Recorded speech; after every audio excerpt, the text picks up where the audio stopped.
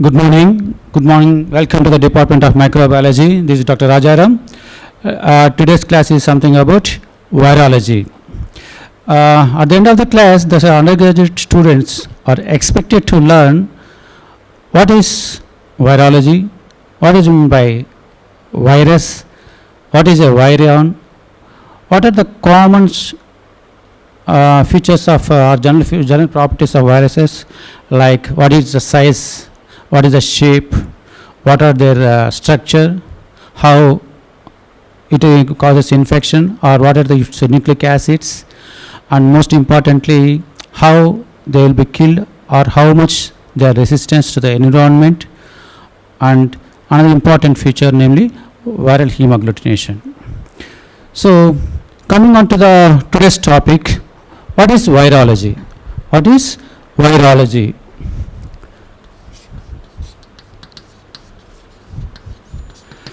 Virology is the process of studying about virus and about its general properties like causation of infection, how it can be cultured in the lab, what are its genetic properties, how it could be controlled, and about its relation to the human or other biological life. So, in short, virology is nothing but study of relation of virus to its host, either human or animal. We are mainly concerned with human virology. Then coming on to the virus. What is a virus? A little bit about other organisms like bacteria, chlamydia, mycoplasma, rickettsia.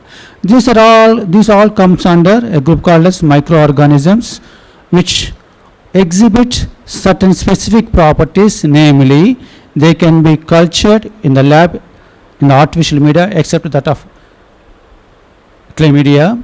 They can be controlled by using antibiotics, and especially all these are having specialized cellular structure, and they will be having both ribosomes and they also having DNA and RNA, and they can be destroyed by using some antibiotics. However, there are certain organisms or microorganisms called as viruses. These are obligate intracellular parasites. That means they must live, they got an obligation to live only in a cell. They are obligate intracellular organisms, and they cannot divide by themselves, but they need the help of host enzymes or the presence of host cell for its biosynthesis and for its life.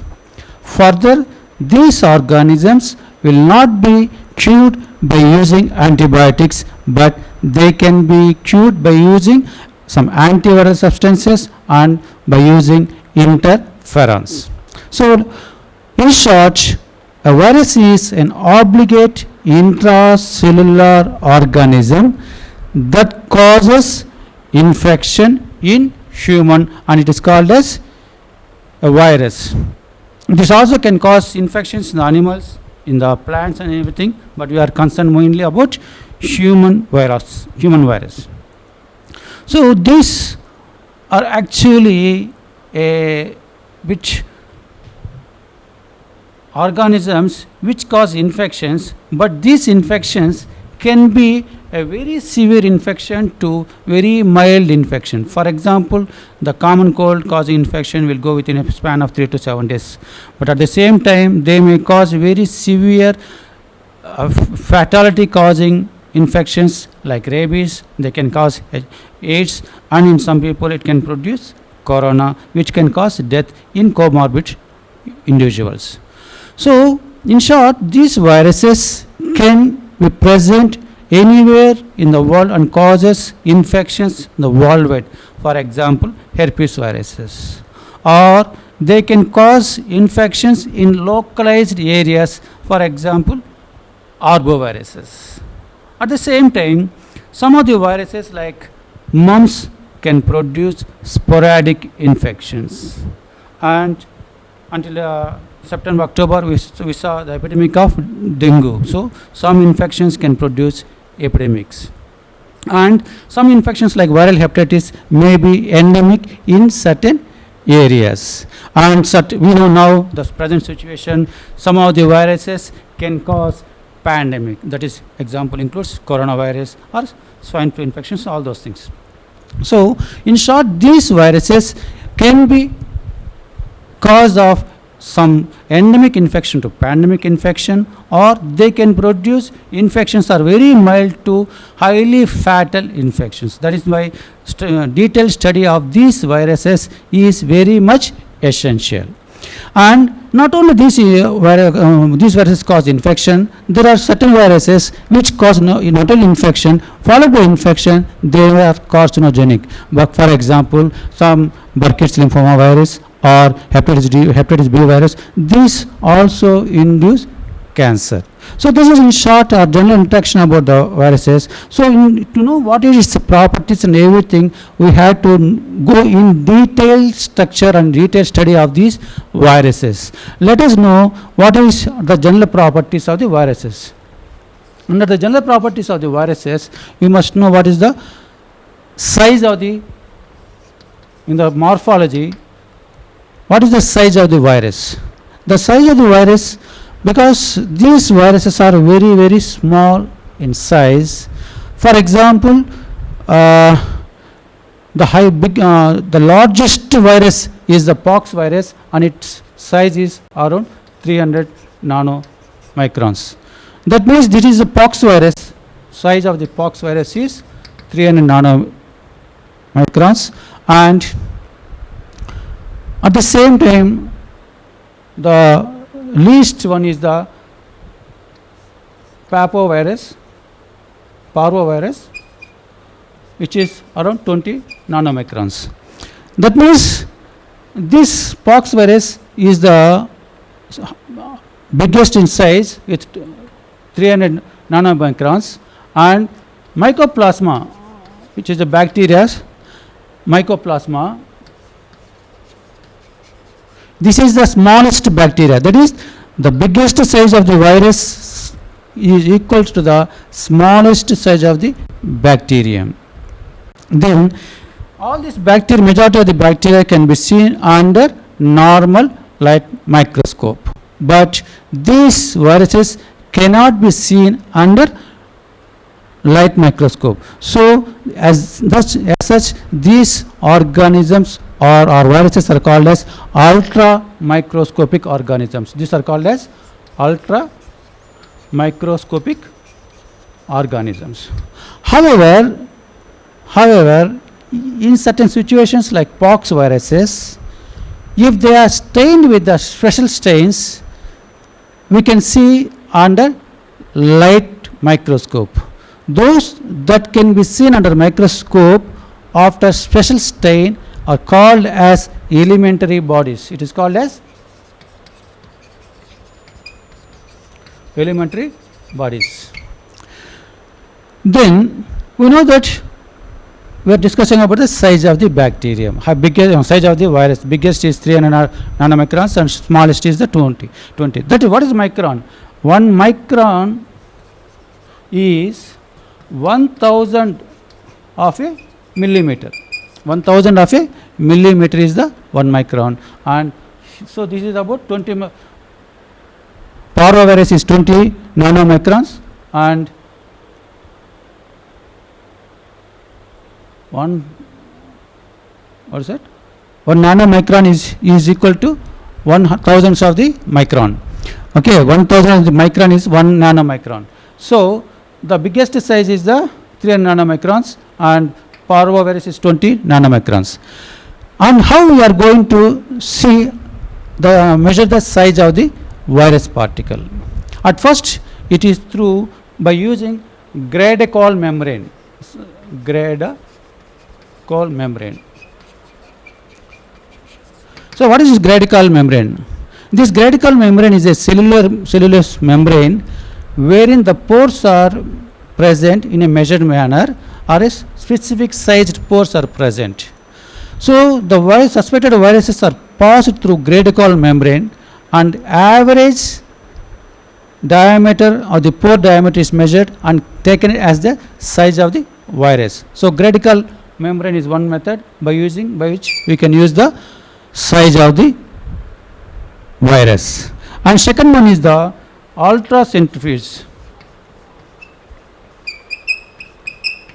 Ultracentrifuge. This ultracentrifuge, here different viruses settles down at a specific rate or specific way. So taking this principle, by using Stokes law, scientists are able to measure the size of the virus. By ultracentrifuge, the virus exhibits a specific rate of centrifugation, and to it, if we apply Stokes law, it is possible to measure the size of the virus. The most important method of detecting the size of the virus is by using electron microscopy. By this, we can actually measure the size of the virus. So coming on to the size, it is very small in size. The biggest size of the virus is equal to the smallest bacteria, that is Mycoplasma, which is around 300 nanomicrons, and the smallest one is the parvovirus, which is around 20 microns. Then coming on to the structure of the virus.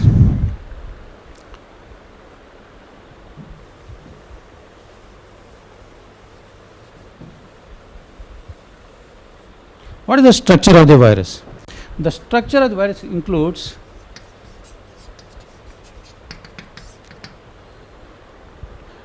all the viruses consist of nucleic acid.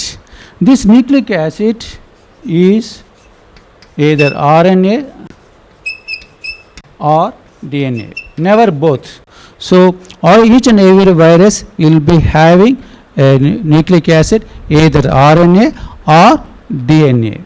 So this is the nucleic acid, and this nucleic acid, whether it is an RNA or DNA, it could be either a single stranded, or it could be double stranded, or it could be a continuous one, or it is a segmented one, or it could be a coiled one, or it is a helical. So any form this, whether it is a RNA or DNA, this can take either segmented form or a continuous form or a double or single stranded form. Whatever may be, this nucleic acid is surrounded by a protein layer. This protein layer is called as capsid. This is called as the capsid. So as the protein layer, it consists of capsid, means it is made of protein molecules called as capsomeres. It is made of protein molecules called as capsomeres. It is called as capsomeres. Okay, all around. So this capsid protects the inner nucleic acid by forming an impermeable protein layer. So you know that this virus is present within the cell, and it is a nucleic acid. So presence of this protein layer protects the nucleic acid from the action of nucleases. So that is protected. So this capsid, by forming an impermeable membrane, protects the inner nucleic acid. And these capsomeres are present now. These capsomeres may form or may take two forms, namely pentons or hexons. How? I will tell you. The one which is the capsid with its inner nucleic acid is called as nucleocapsid.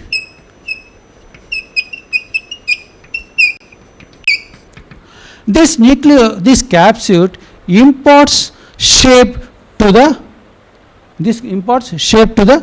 virus. It imparts shape to the virus, namely this capsid may occur in three forms, or mainly two forms.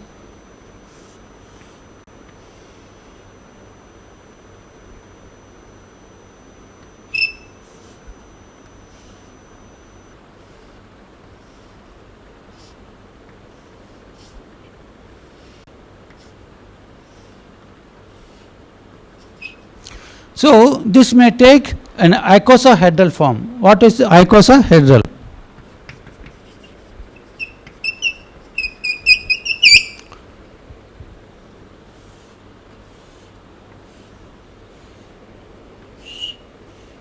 This icosahedral form means it is a structure wherein there are 12 corners.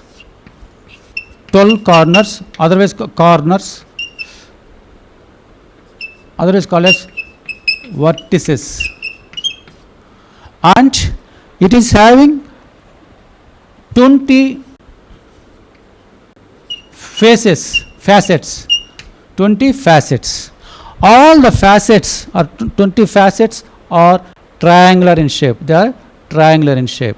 It is having 12 corners. Whatever the icosahedral, it is having 12 corners or 12 vertices. It is always constant for each and every icosahedral shape, and it is having 20 facets or faces. I told you that there are two types of capsomeres, namely, so they are called as pentons and hexons. The pentons are present at the corners. The pentons are present, so there are always 12 pentons in any icosahedral, whereas the hexons are present in the faces. The hexons are present in the, that is, hexon symmetry is present, or hexon formation capsules are present at the facets. So these number may vary depending upon the morphology of the different viruses. So this is about nucleocapsid. So it may take this capsid which surrounds the nucleic acid and forms the nucleocapsid, may give two shapes, namely an icosahedral form, or sometimes this capsid, this is the nucleic acid, this capsid which forms around the nucleic acid winds all around the nucleic acid and forms a helical pattern. It forms a helical pattern. It gives a helical pattern. This helical pattern may be rigid. It could be rigid in some tobacco-like viruses, or it could be flexi in case of animal viruses. It could be rigid or it could be flexible or spiral. So the coming to the shape, it is a icosahedral shape. The pentons and hexons together forms the capsomeres of the icosahedral. The same capsomeres which encircle the nucleic acid in a helical manner gives the helical shape. And there are certain viruses, namely pox viruses or rhabdoviruses. In them, these viruses, these capsid may form a complex shape. It gives a complex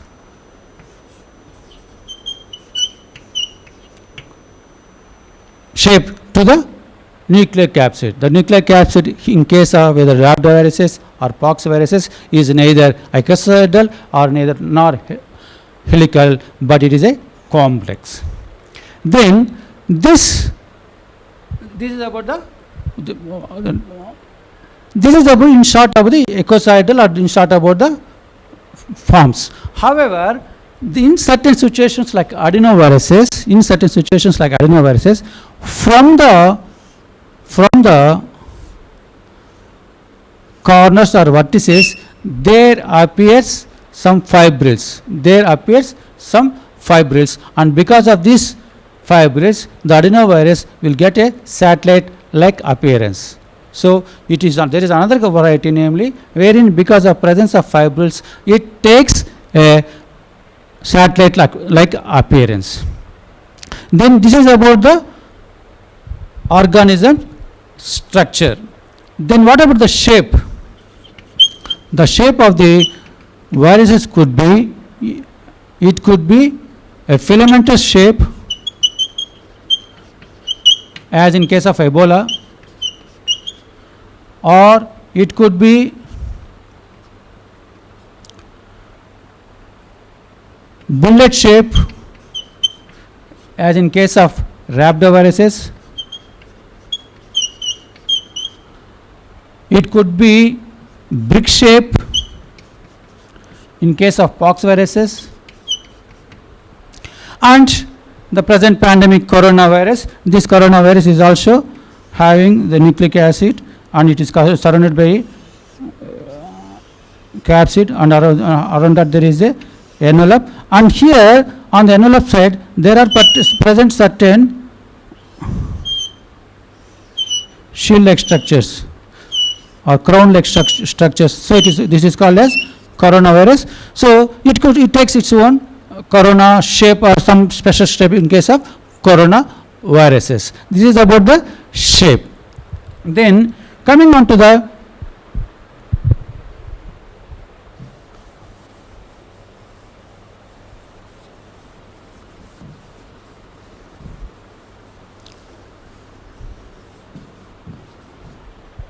envelope.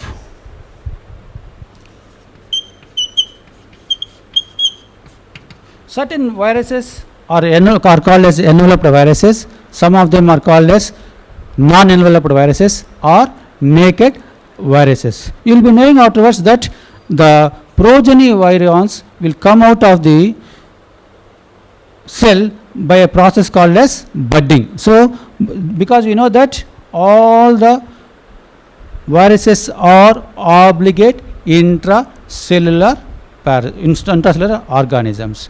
So then what is virion? The virion is, so whenever always it is present inside, how can it give infection to others? So a virion is extracellular viral infectious particle is called as virion, or simply an extracellular infective particle is called a virion.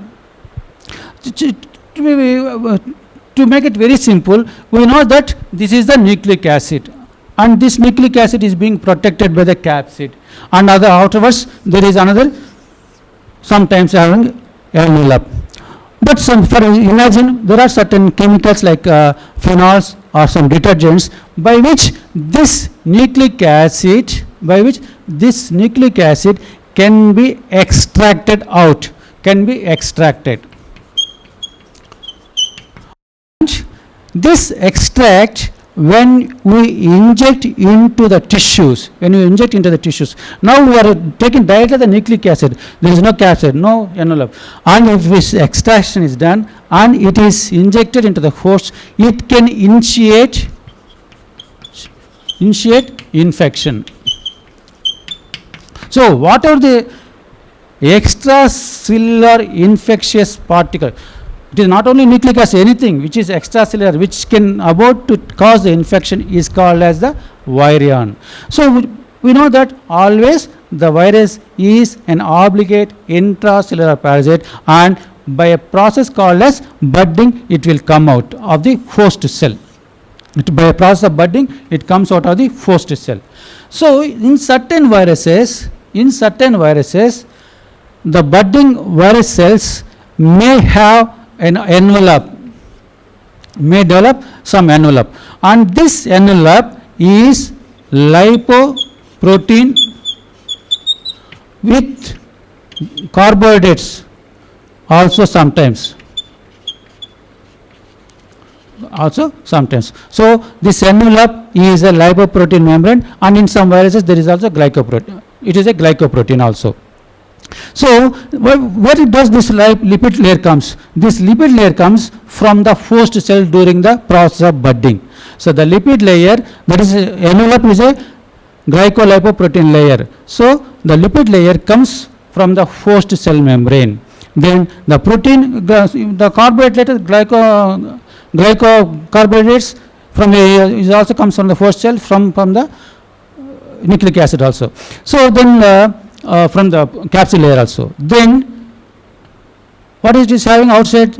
This protein or capsid. So this capsid is nothing but the protein. So the envelope which is consists of lipid layer is from the cell, host cell, and the protein layer is actually from the virus capsid.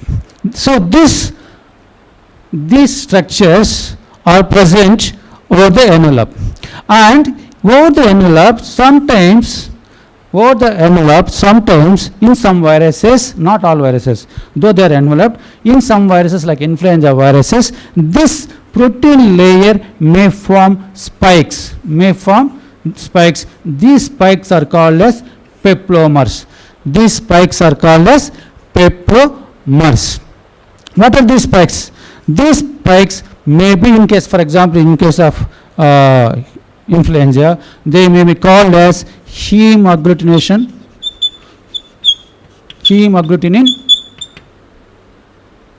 spikes, and this hemagglutinin spike is a triangular spike.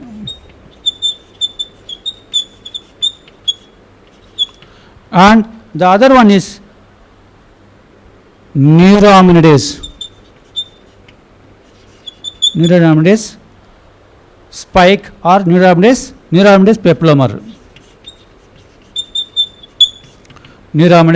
peplomer.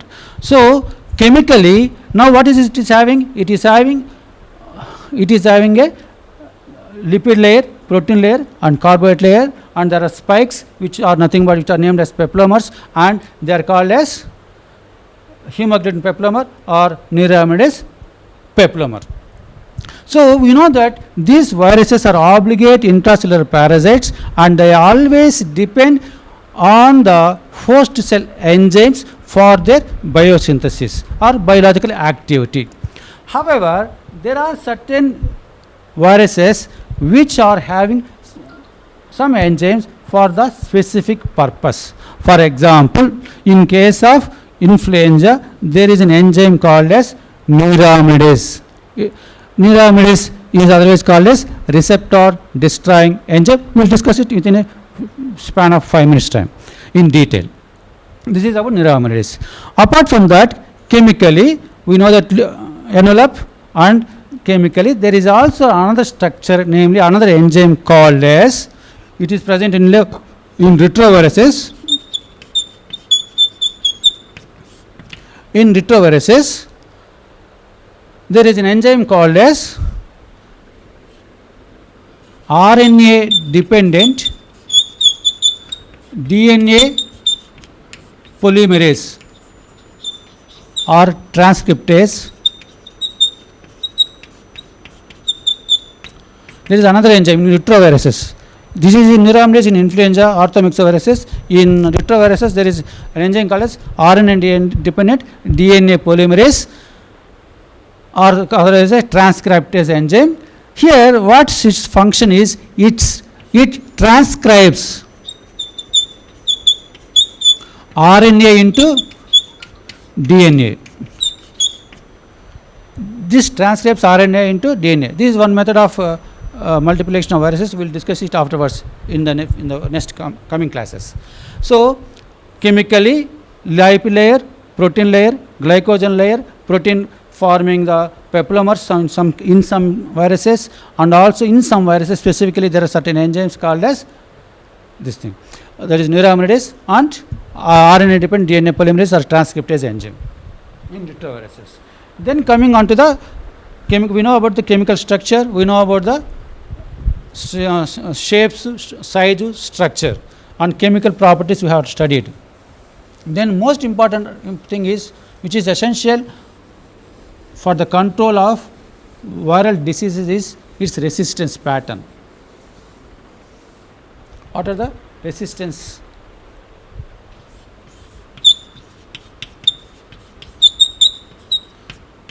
That is, no, it is going on multiplying, then unless it is controlled, what is happening to every virus can produce pandemics.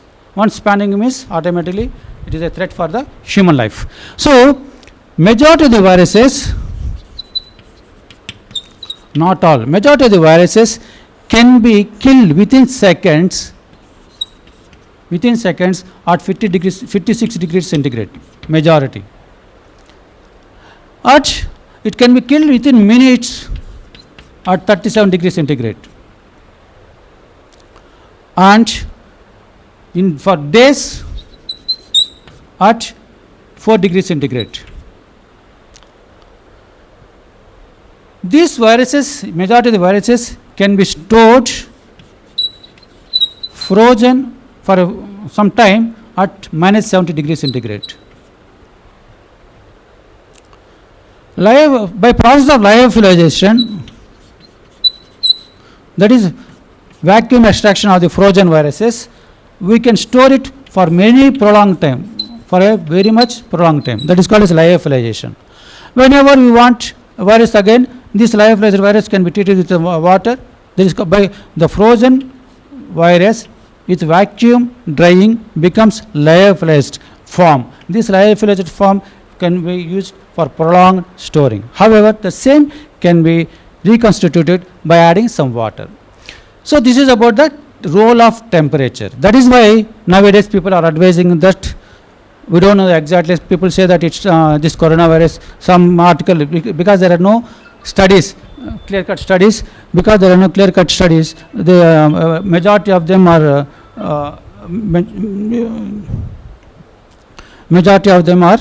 thinking that drinking hot water may clear the mouth from the viruses, like that. But we don't know the exact temperature at which it dies, because one article I read, this virus can survive up to 92 degrees centigrade. Then I don't know this drinking hot water helps or not.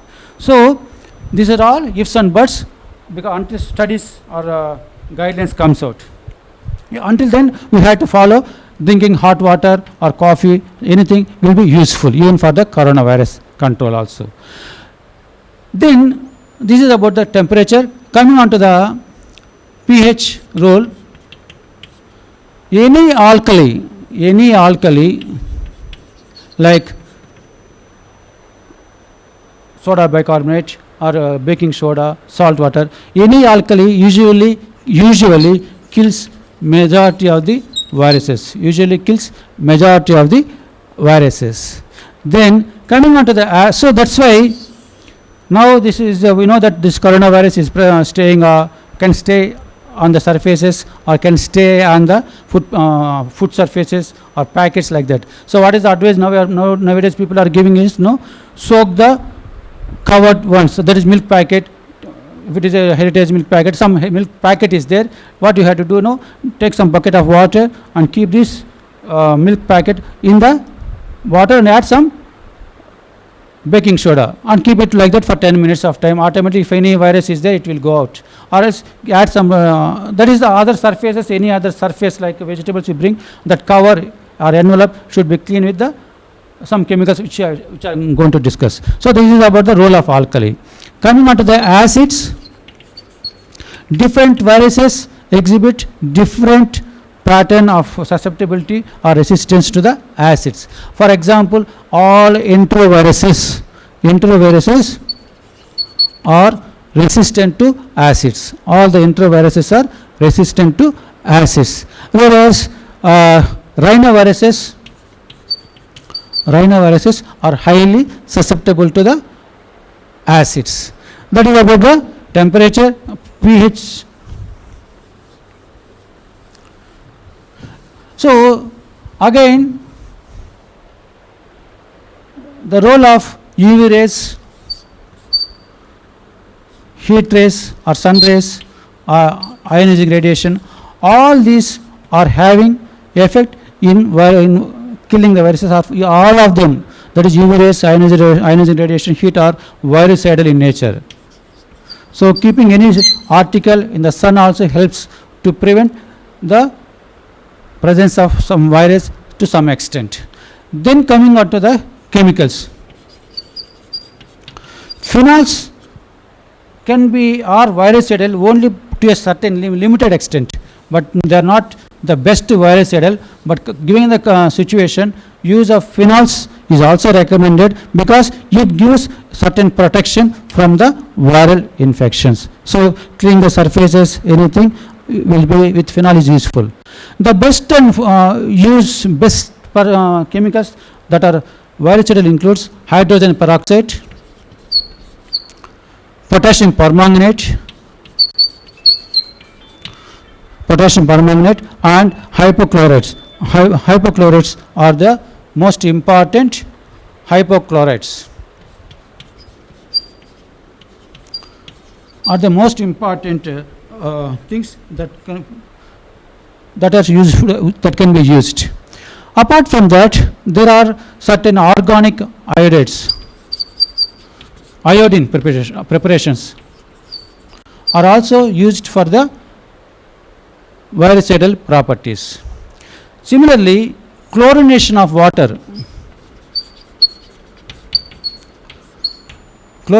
water gives protection from the viruses. However, this protection depends upon the amount of organic matter present in the water. If more amount of organic matter is present, their virucidal properties is very less.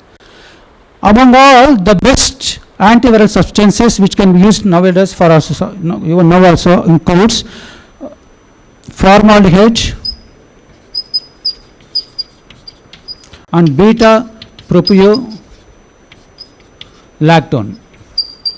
So these formaldehyde and beta propiolactone are highly efficient in virucidal properties. That is why these two can be used in while preparing kill viral vaccines. These can be used while preparing kill viral vaccines.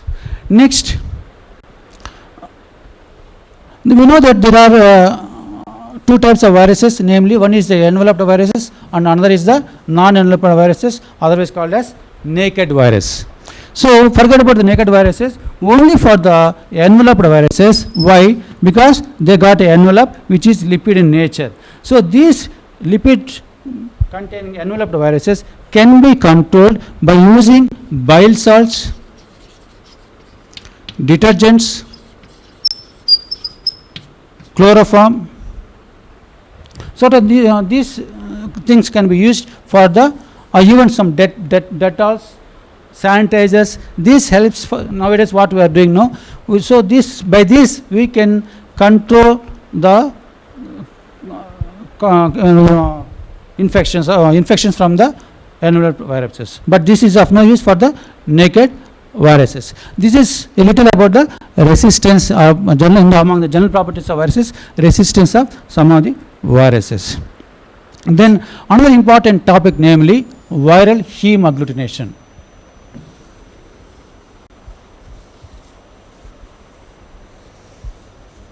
Viral heme agglutination.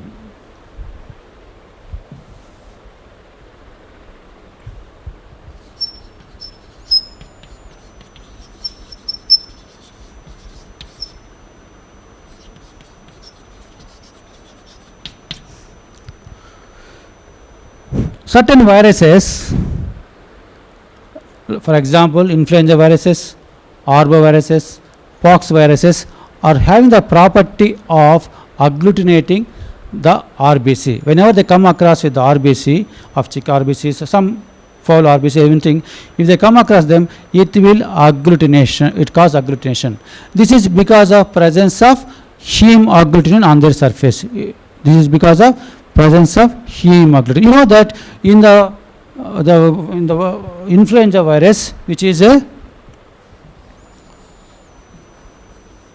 echocytal in shape and which is an enveloped virus,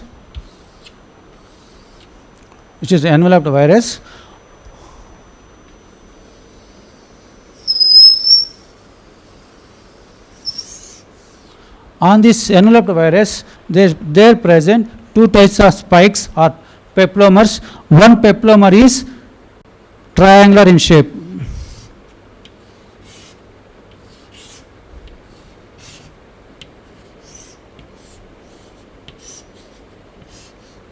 One peplomer is triangular in shape. This triangular peplomer is called as heme agglutinin spike or peplomer. Heme agglutinin.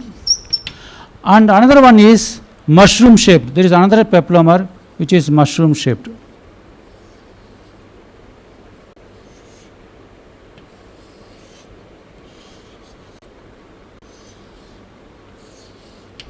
It is called as, it is a mushroom shaped. So first of all, let us know what is, and this mushroom shaped spike is called as neuraminidase peplum.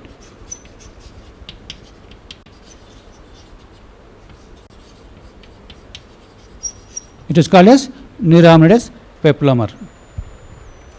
So we know that we are studying about viral hemagglutination. We know that these viruses causes, some of the viruses like pox virus, arbovirus or influenza virus, they cause hemagglutination. So let us go learn in detail about what is hemagglutination. So whenever this is a glycoprotein in nature, this hemagglutinin spike is glycoprotein in nature. So whenever it comes across glycoprotein receptors, it attaches to it. It attaches to it. So for example, in the chick RBC, what is there? There is a sialic receptors. So the sialic receptor will be attracted by glycoprotein. That is, sialic acid is the receptor for the glycoprotein. So whenever RBC comes with the hemagglutinin of influenza virus, it goes and attaches to it. So whenever it attaches, what happens? It will not move. That is, whenever. So similarly, this hemagglutinin glycoprotein is also having glycoprotein receptor over in the lungs as well. So what happens whenever the influenza virus enters into the body, because of its glycoprotein receptor and because of hemagglutinin spike and the glycoprotein receptor in the lungs, it goes and attaches to it. That is the principle. Then there is what is called as neuraminidase. This neuraminidase is otherwise called as receptor destroying enzyme. Neuraminidase is otherwise called as receptor destroying enzyme. This neuraminidase is not present in the pox virus, arboviruses. There the mechanism is different. Let us know only about influenza virus for detailed understanding. This neuraminidase otherwise causes destruction of the glycoprotein receptors. So what happens when hemagglutinin is added and to the hemagglutinin, if RBC is added, it forms a clumping. To it, if it is added, if there is neuraminidase action, it removes it breaks or it destroys the receptor. Once the receptor is destroyed, what happens? RBC will be released. Similarly, if it occurs in the lungs, what happens? The lung, that epithelium, that cell is released. Then what happens? This will go down, and this hemagglutinin spike is the receptor is present. It goes in search of other receptor. So in the lung, other receptor, it goes and attaches. Then after some time, RDE occurs. So another cell. So that like that, lung tissue is affected, and also here one RBC is affected. If receptor destroying enzyme is present, one RBC is released and another RBC. So this process of wherein the RBC being released from the attachment of hemagglutinin spike of influenza virus is called as elution. It is called as elution. So elution is done by receptor destroying enzyme, otherwise called as neuraminidase. Hemagglutination is because of glycoprotein receptors present either in RBC or in the lungs. So this is the basic understanding.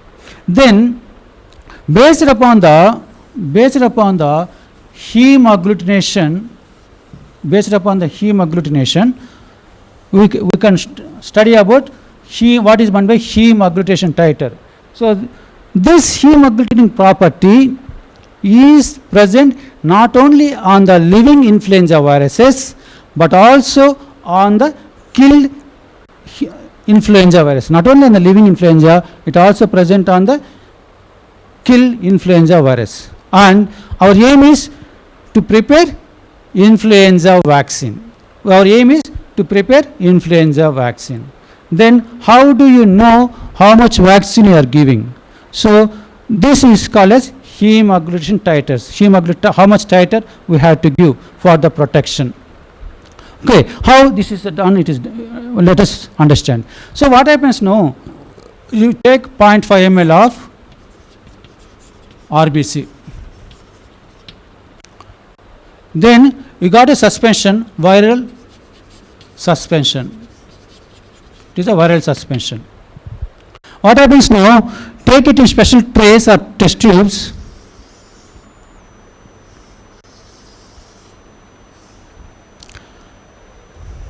And to each add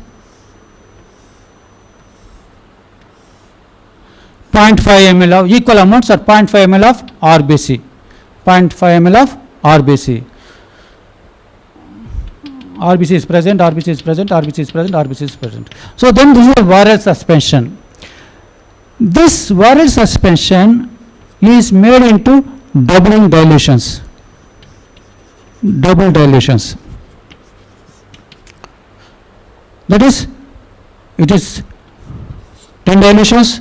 Next doubling dilutions means 20, 40, 80, 160, 320. So like that you go for doubling dilutions.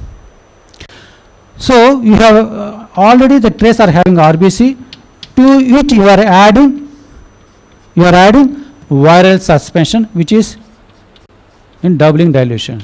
It is in doubling dilution. So what happens now? Whenever RBC is there, and this is the virus with its receptor. So whenever adequate amount of RBC and adequate amount of antigen is present, they will come across like that. Similarly, another RBC comes like that. That is at certain proportion where there is a chance for the lattice formation, or the zone of equilibrium, there occurs the lattice formation. This lattice formation here occurs with RBC with its hemagglutinin spikes. So whenever this lattice forms, it appears as a shield. It appears as a shield. It appears as a shield. You know that we are using doubling dilutions of the same amount of RBC, but we are using the doubling dilutions of the virus. That is, as it is going on, the virus concentration is getting reduced. So at a situation, there is no virus, or there is no virus. So only RBC is present. When only RBC is present, there is no zone of equilibrium. So because there is no sufficient antibodies or sufficient spikes, hemoglobin spike. So automatically what happens? This RBC settles down as a button. It settles down as a button. Here it is a lattice. It forms a shield. So this is also reddish brown. It is pure RBC as a button. So this is how the results comes. So what is the highest dilution? The highest dilution wherein there is formation of a shield, there is wherein agglutination of heme agglutination occurs. It is called as heme agglutination titer. It is called as heme agglutination titer. So by knowing this, so here it is a 4 heme agglutination titers. By knowing the heme agglutination titer, what is heme agglutination titer? The highest dilution wherein we can see the agglutination or heme agglutination. So by using, so this can be used not only for living influenza but also killed influenza, where the killed influenza is used as a vaccine, and we can know the potency of vaccine you are giving. This is called as heme agglutination.